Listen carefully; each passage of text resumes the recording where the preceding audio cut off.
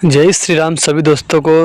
आज मैं आपके बीच उन चिरंजीवी को लेकर आया हूं जिनके बारे में आप भी बहुत कुछ जानते हो। श्री राम भक्त हनुमान।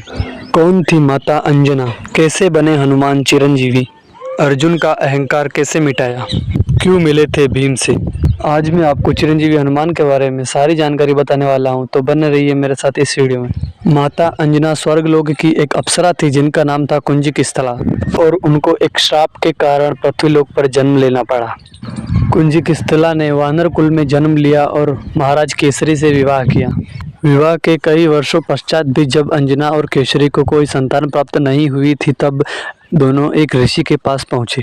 ऋषि के बताए अनुसार अंजना ने 12 वर्षों तक भगवान शिव की कठिन तपस्या की, और तपस्या के बाद भगवान शिव शंकर ने उन्हें दर्शन दिए और भगवान शिव ने वायुदेव के हाथों उनका अंश अंजना और केसरी को प्रदान किया, जिससे कि उनका एक नाम पवन पुत्र भी पड़ा। और फिर एक दिन चैत्र पूर्णिमा मंगलवार को मंगलकारी महाबली हनुमान का जन्म हुआ। हनुमान का जन्म हुआ तब उनका नाम मारुति रखा गया, और मारुति निरंतर बड़े होने लगे। वह 10 दिवस की अवस्था में 5 वर्ष की अवस्था के बालक के समान दिखने लगे। एक दिन जब मारुति को बहुत जोर से भूख लग रही थी और आकाश में सूर्य उदय हो रहा था, तब वह सूर्य को एक मीठा फल समझकर आकाश मार्ग से सूर्य को खाने चल पड़े। उस समय सूर्य ग्रहण था और राहु सूर्य को ग्रहण करने के लिए आगे बढ़ रहे थे। इतने में हनुमान को देखकर डर गए और देवराज इंद्र के पास पहुंचे उनसे सहायता मांगनी। तब देवराज इंद्र ने मारुति पर वज्र का प्रहार किया और वह मूर्छित हो गई। इससे वायुदेव बहुत क्रोधित हुए और उन्होंने पूरी पृथ्वी से वायु का संचार रोक दिया, जिससे कि सभी जीव धीरे धीरे मूर्छित होकर मरने की अवस्था तक आ गए। तब सभी देवताओं ने वायुदेव से प्रार्थना की और वायु को पुनः सुचारू रूप से संचालित किया, और साथ ही सभी देवताओं ने मारुति को अनेक प्रकार की शक्तियां प्रदान की। देवराज इंद्र का वज्र से प्रहार करने से मारुति की हनु अर्थात ठुड्डी टेढ़ी हो गई, और देवराज इंद्र ने उन्हें हनुमान नाम दिया और कहा कि तुम इसी नाम से संपूर्ण जगत में विख्यात होगे। और ब्रह्मा जी ने उन्हें अमरता का वरदान दिया। हनुमान बाल्यावस्था में अधिक चंचल होने के कारण उन्हें सभी शक्तियां उस समय स्मरण न रखी गई, और कुछ वर्षों के बाद हनुमान जी की भेंट मर्यादा पुरुषोत्तम भगवान श्री राम से हुई, और हनुमान जी सीता माता का पता लगाने हेतु समुद्र किनारे पहुंचे, और समुद्र किनारे जामवंत जी द्वारा उन्हें समस्त शक्तियां पुनः स्मरण कराई गई, और वे समुद्र लांघकर लंका पहुंचे।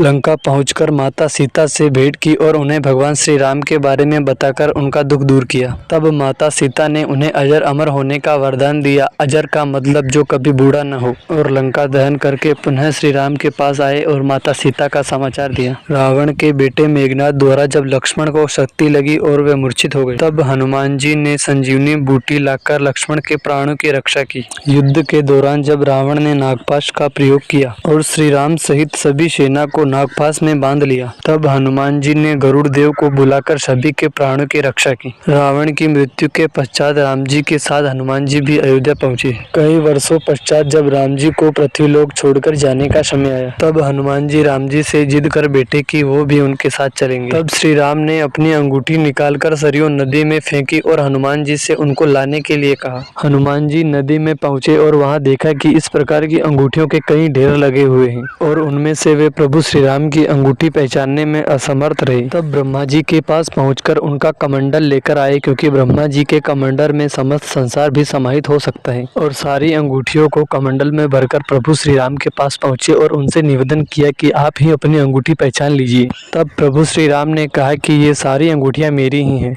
मैं कई बार पृथ्वी पर अवतरित हो चुका हूं और इसी प्रकार हर युग में अपनी एक अंगूठी फेंकता हूं, और तुम्हें कलयुग के अंत तक रहना है और कल की अवतार की सहायता करनी है। श्री राम के समझाने के पश्चात हनुमान जी ने श्री राम के साथ जाने की इच्छा छोड़ दी, और लंबे समय के बाद द्वापर युग में अर्जुन को अपनी धनुर्विद्या पर अहंकार हो गया था, और देश भ्रमण करते हुए एक दिन वे रामेश्वर जा पहुंचे, जहाँ प्रभु श्री राम ने लंका जाने के लिए पुल बनाया था। और प्रभु श्री राम के पुल को देखकर व्यंग करने लगे कि यदि प्रभु श्री राम की जगह पर मैं होता तो अपनी धनुर्विद्या से बाणों से ही पुल का निर्माण कर देता। और उसी समय वहां पर हनुमान जी अपना रूप बदलकर उपस्थित थे और अर्जुन से कहा कि प्रभु श्री राम के पुल पर अनेक महावीर महाबली समुद्र को पार कर उस पार पहुंचे हैं और मुझे नहीं लगता कि आपके बाणों के सेतु से कोई भी उस पार पहुंच पाएगा। इस पर अर्जुन ने अपने बाणों से समुद्र पर पुल बना दिया और हनुमान जी से कहा कि आप अपना समस्त बल का प्रयोग करते हुए इस पुल पर चढ़िए, ये पुल नहीं टूटेगा। जैसे ही हनुमान जी पुल पर पहुंचे, पुल टूटकर बिखर गया और अर्जुन ने फिर से पुल बनाया और फिर से पुल टूट गया। तब अर्जुन ने अपने गुरु द्रोणाचार्य का स्मरण करके पुल बांधा और यह देखकर भगवान श्री कृष्ण ने कछुए का रूप धारण किया और पुल को अपनी पीठ पर स्थित किया। फिर हनुमान जी के कई प्रयासों के बाद भी वह पुल नहीं टूटा और उन्हें पता चला कि भगवान श्री कृष्ण स्वयं पुल को धारण कर रखे हैं। और जाते हुए हनुमान जी ने अर्जुन से कहा कि समय पर मैं तुम्हारा साथ अवश्य दूंगा। फिर श्री कृष्ण ने अर्जुन को हनुमान जी के बारे में बताया और अपने धारण किए हुए कछुए के रूप को भी बताया। तब अर्जुन को अपने अहंकार का ज्ञान हुआ